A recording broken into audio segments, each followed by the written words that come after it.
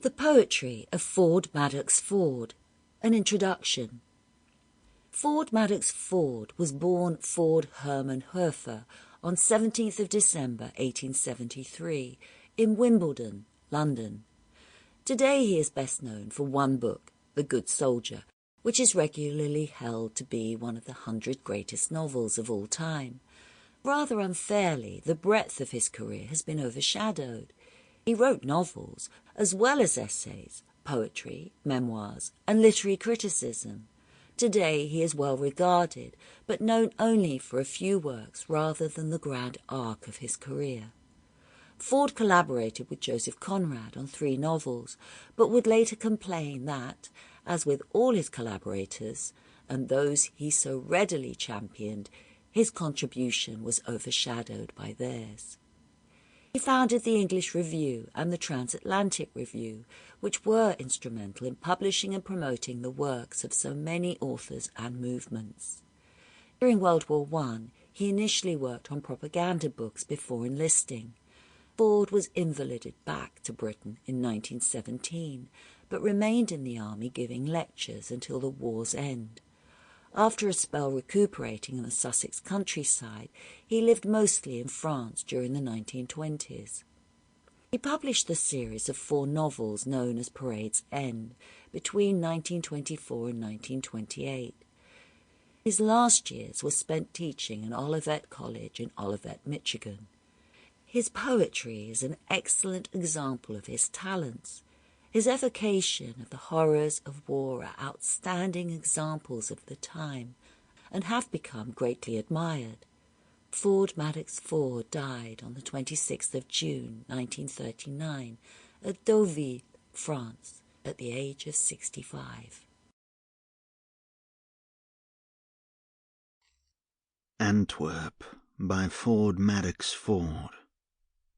1. Gloom, an October like November, August 100,000 hours, and all September, 100,000 dragging sunlit days, and half October like 1,000 years, and doom. That then was Antwerp. In the name of God, how could they do it?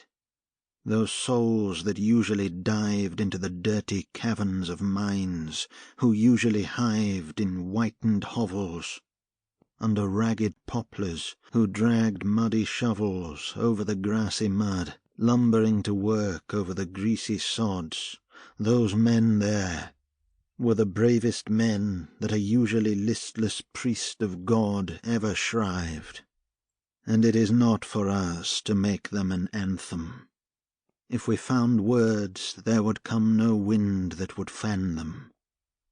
To a tune that the trumpets might blow it, shrill through the heaven that's ours, or yet Allah's, or the wide halls of any Valhallas, we can make no such anthem, so that all that is ours for inditing in sonnets, pantoums, elegiacs or lays is this: in the name of God, how could they do it? 2. For there is no new thing under the sun, only this uncomely man with a smoking gun in the gloom. What the devil will he gain by it, digging a hole in the mud and standing all day in the rain by it, waiting his doom? The sharp blow, the swift outpouring of the blood, till the trench of grey mud is turned to a brown-purple drain by it.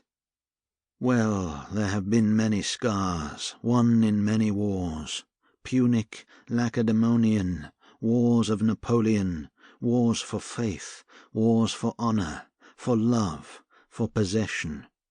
But this Belgian man in his ugly tunic, his ugly round cap, shooting on in a sort of obsession, overspreading his miserable land, standing with his wet gun in his hand, doom.